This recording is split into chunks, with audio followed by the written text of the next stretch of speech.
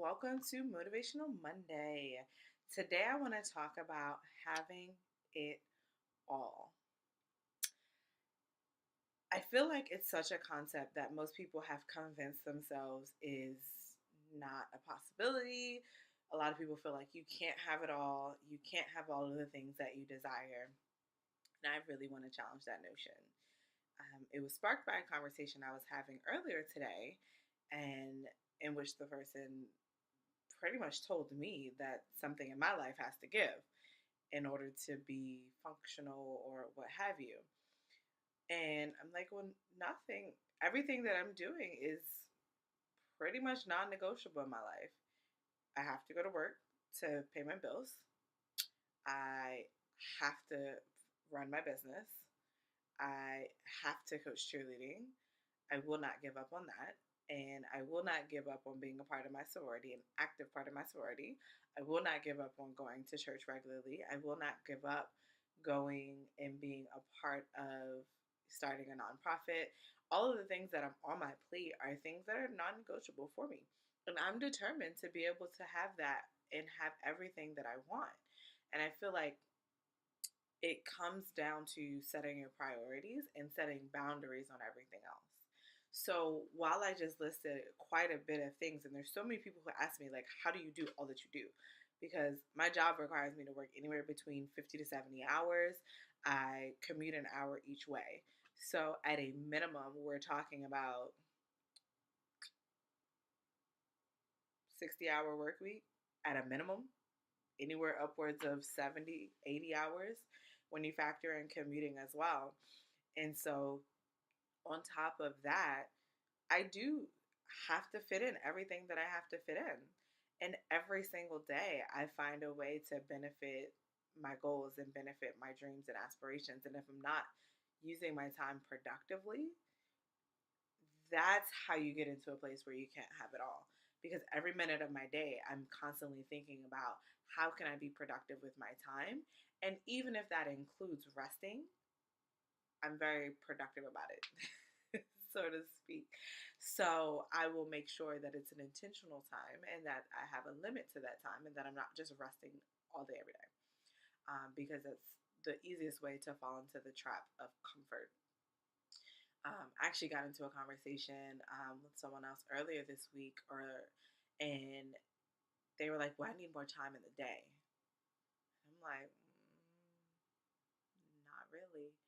They're like, "Well, if you're sleeping 10 to 12 hours a day, and not just like sleep, but like the time that you take to fall asleep and the time you take to wake up and things like that."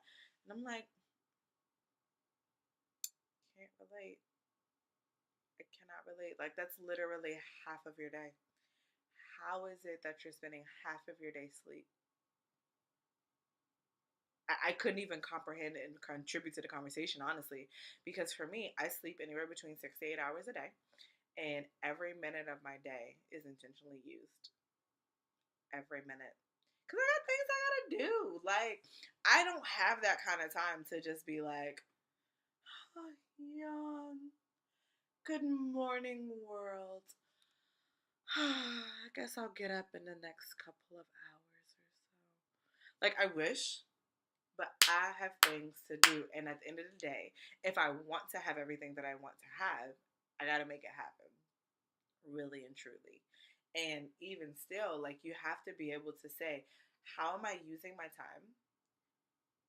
You have to be able to say, am I productively using my time?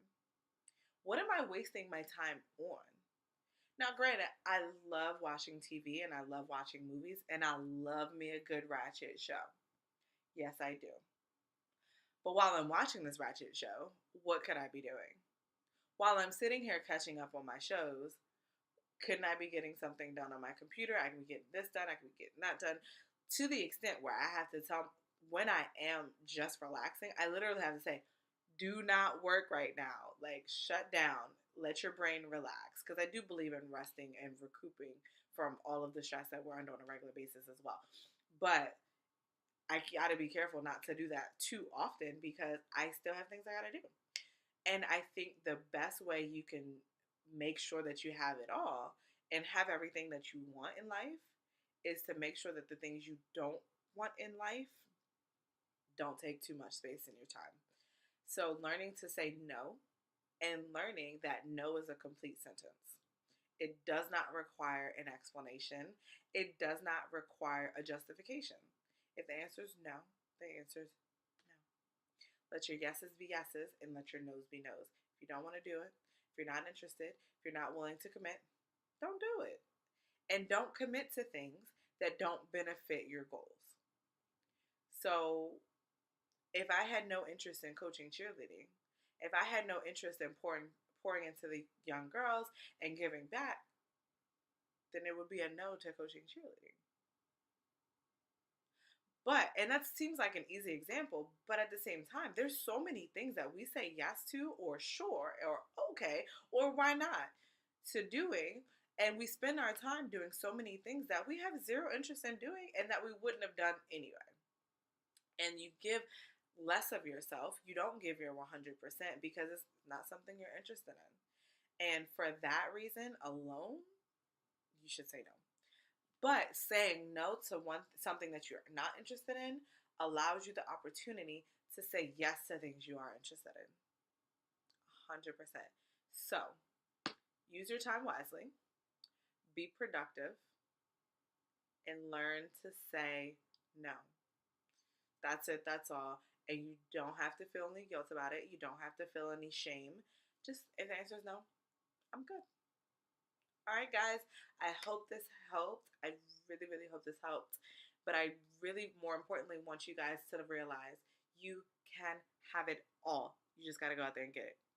See you guys.